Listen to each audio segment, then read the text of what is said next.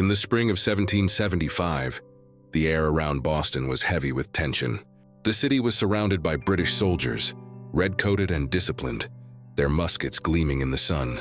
Inside, thousands of uneasy civilians tried to live normal lives under military rule. Outside, in the hills and farmlands of Massachusetts, an army of ordinary colonists was forming. Farmers, blacksmiths, and shopkeepers who now called themselves patriots. They had no uniforms, few weapons, and little training, but they had something powerful: anger, hope, and the belief that freedom was worth fighting for.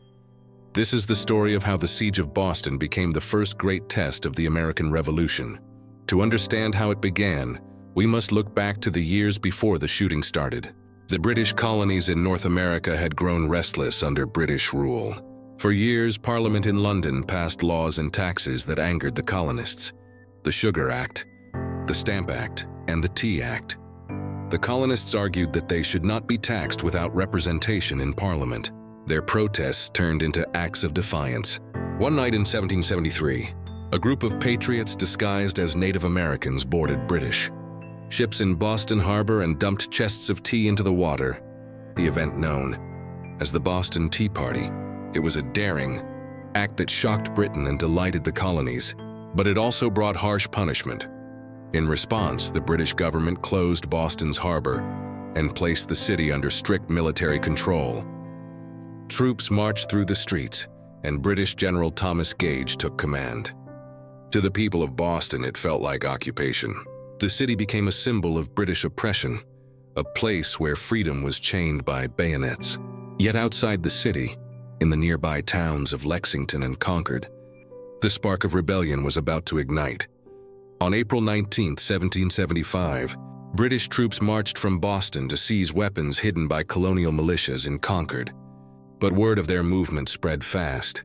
Paul Revere and other riders raced through the countryside, shouting their warning, "The British are coming!" At dawn, the Redcoats reached Lexington, where a small band of armed colonists stood waiting. Shots were fired, no one knew who fired first. And in that moment, the war for independence began. The British continued to Concord, but there they faced fierce resistance. Farmers and townsmen fired from behind stone walls and trees. The British column retreated under constant attack all the way back to Boston. Nearly 300 British soldiers were killed or wounded. The colonists had drawn blood, and there was no turning back. Within days, thousands of militia from across New England surrounded Boston. They dug trenches, built fortifications, and cut off all roads leading to the city. What began as a protest had now become a siege. The British Army was trapped inside Boston, supplied only by the sea, while the colonists held the land around it.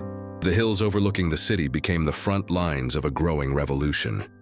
The early days of the siege were tense and uncertain. The colonists, who now called themselves the Continental Army, had courage but little organization. They lacked gunpowder, cannons, and uniforms. Many carried their own hunting rifles and wore simple clothes. Some brought farm tools instead of weapons. Yet despite their weaknesses, morale was high. The men believed they were fighting not just for Massachusetts, but for the rights of all Americans. They dug in around key locations: Cambridge, Roxbury, and Charlestown, while the British fortified Boston Neck and the Harbor Islands. From both sides, cannons occasionally roared, but for the most part, the siege became a waiting game. Inside Boston, the situation grew desperate. Food became scarce, prices soared, and fear spread among civilians caught in the middle. General Gage's troops were well-trained but isolated, and every supply ship from Britain had to slip past colonial watchposts. The Redcoats held the city's core, but the countryside belonged entirely to the rebels. Gage knew he could not stay bottled up forever. The British needed to break out, and soon. In June 1775, Gage decided to strike first. His scouts reported that the colonists were fortifying the hills across the Charles River, especially Bunker Hill and Breed's Hill in Charlestown. Those heights overlooked Boston Harbor and could threaten British ships.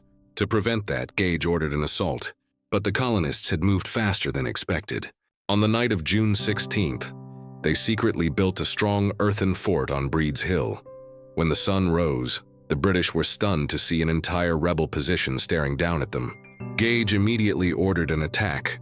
The Battle of Bunker Hill, fought mostly on Breed's Hill, became one of the bloodiest encounters of the war.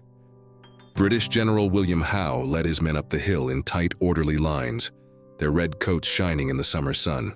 The colonists waited in silence behind their fortifications, holding fire until the enemy was close. According to legend, their commander shouted, "Don't fire until you see the whites of their eyes."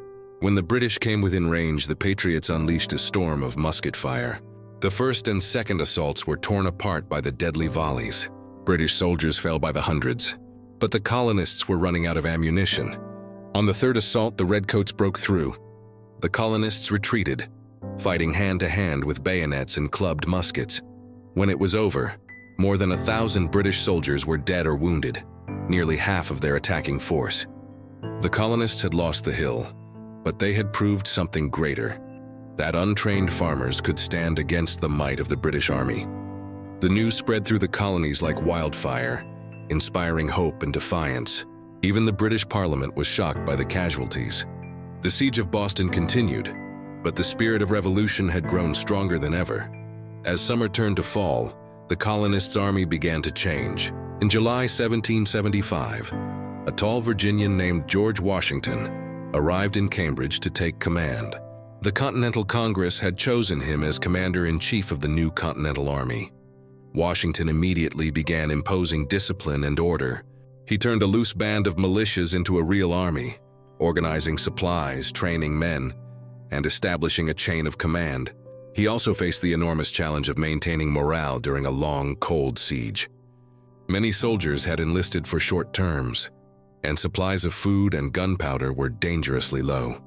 Through the winter of 1775-1776, both sides endured hardship. Boston's residents shivered in unheated houses. The British soldiers, though well-armed, faced disease and dwindling rations. Outside the city, Washington's army struggled to keep warm in crude huts. Snow covered the fields where months earlier men had fought and died. But Washington did not give up. He knew that to win, he needed heavy artillery, cannons that could drive the British from Boston once and for all. Help came from an unlikely hero, Colonel Henry Knox, a 25-year-old bookseller turned soldier. Washington sent Knox on a daring mission to retrieve cannons from Fort Ticonderoga in upstate New York, which the Americans had captured earlier. Through deep snow, icy rivers, and mountain passes, Knox and his men dragged more than 50 cannons on sleds over 300 miles. It took weeks of brutal travel, but in February 1776, the noble train of artillery arrived outside Boston. It was a miracle of determination and courage. With new firepower in hand, Washington saw his chance. On the night of March 4, 1776, he ordered his troops to seize Dorchester Heights, a hill overlooking Boston from the south.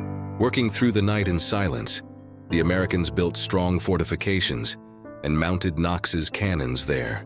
When the British awoke at dawn, they were stunned to see the heights bristling with guns aimed directly at the city and harbor.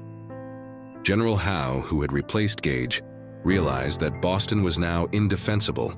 For several tense days, the British debated whether to attack the heights, but memories of Bunker Hill haunted them. Another frontal assault would mean disaster. Instead, Howe decided to evacuate the city. On March 17, 1776, British troops boarded ships and sailed for Halifax, Nova Scotia, taking loyalists and their families with them. As the Redcoats departed, Washington's army marched triumphantly into Boston. The city was free, and the first major victory of the American Revolution was complete. The siege of Boston had lasted almost a full year, from April 1777 to March 1776. It transformed a scattered rebellion into a united cause. It proved that determination, courage, and clever strategy could overcome the world's strongest army. And it gave hope to the 13 colonies that independence was possible. For the people of Boston, liberation came at a great cost. The city was scarred by war, its streets empty and buildings damaged. Families who had fled returned to find their homes looted or destroyed. But amid the ruin, there was pride. The Patriots had stood their ground against an empire, and they had won. The siege of Boston was more than a military event. It was a turning point in the American story. It showed that the revolution would not be short or easy, but it also showed that freedom could not be crushed by fear or force. The ordinary men who once stood on Lexington Green and Concord Bridge had become soldiers of a new nation. From that siege, the Continental Army would grow, march, and one day fight for independence on a global stage. The war was far from over, but the road to American liberty had begun on those fields and hills around Boston. The sound of those first muskets in 1775 echoed across the colonies and into history, marking the birth of a nation.